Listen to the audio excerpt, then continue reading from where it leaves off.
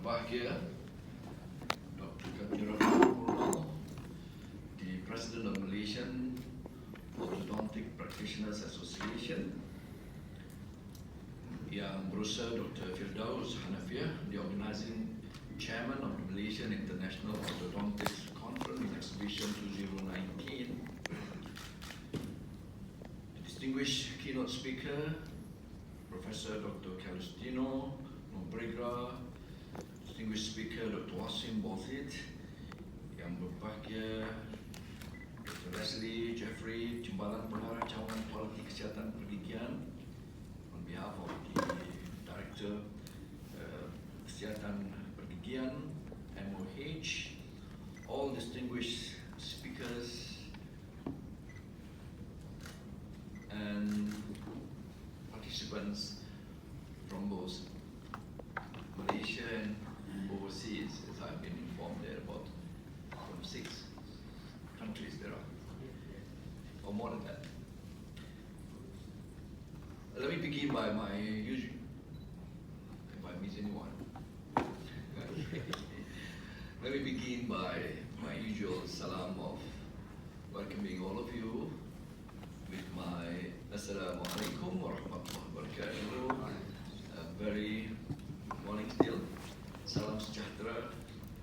Salam Malaysia.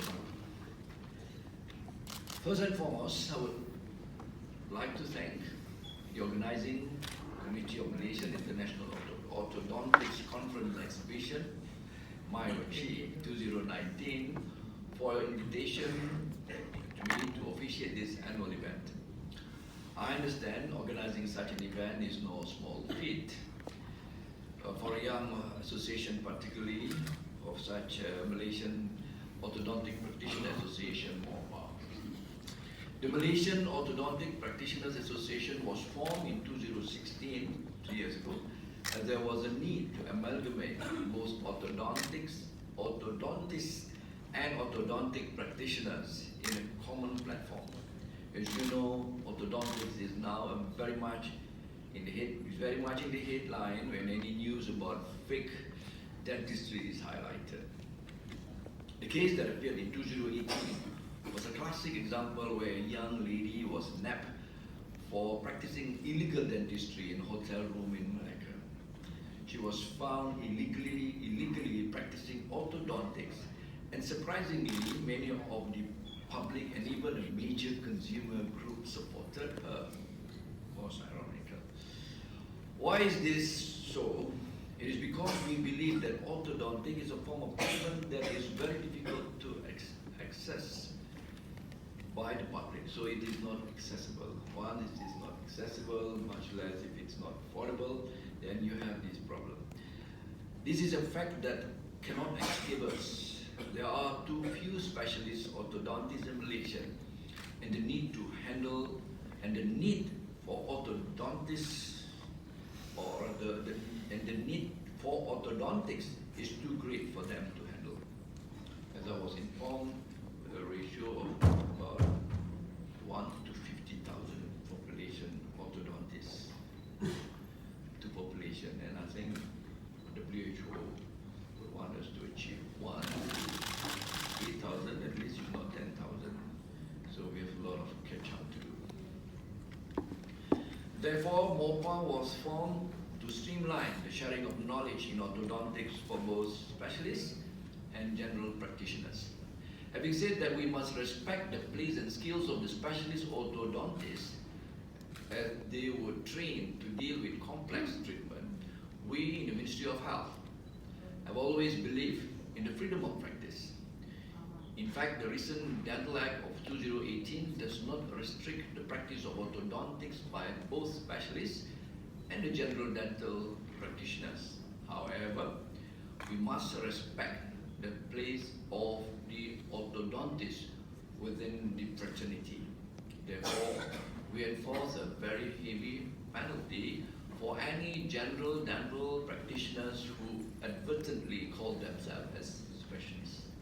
I hope we are not guilty of that.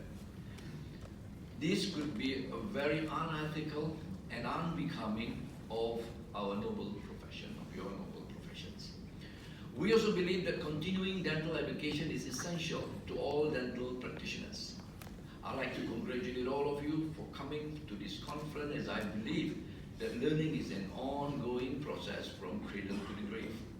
Therefore, in line with the spirit of the new Dental Act, the MDCs has made it compulsory for all dental practitioners to have a minimal CPD point on an annual basis.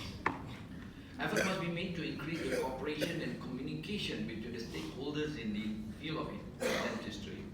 Therefore, I would like to suggest that there will be more meetings between various professional bodies in the dental fraternity and the ministry. These can increase cooperation between dentists in various fields of dentistry and reduce conflict and miscommunication between the two parties. I would also like to highlight that this government welcomes the input from the private sectors.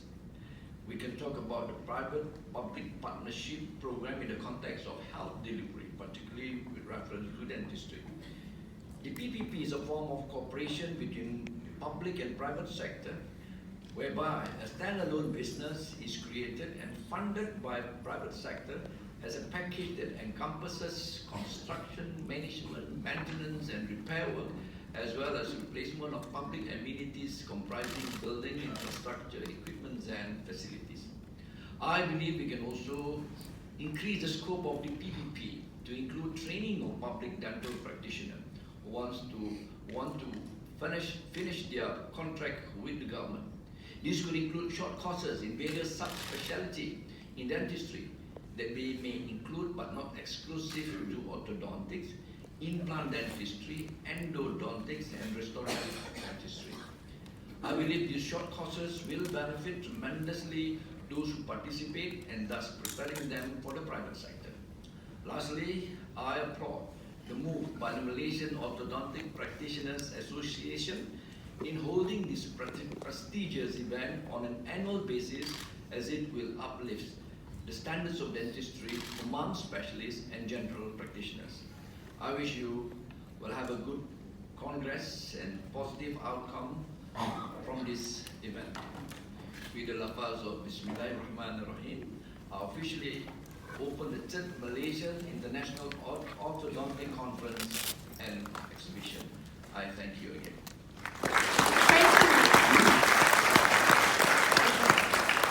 Thank you, Yang Berhormat Dr. Sri, on your speech earlier.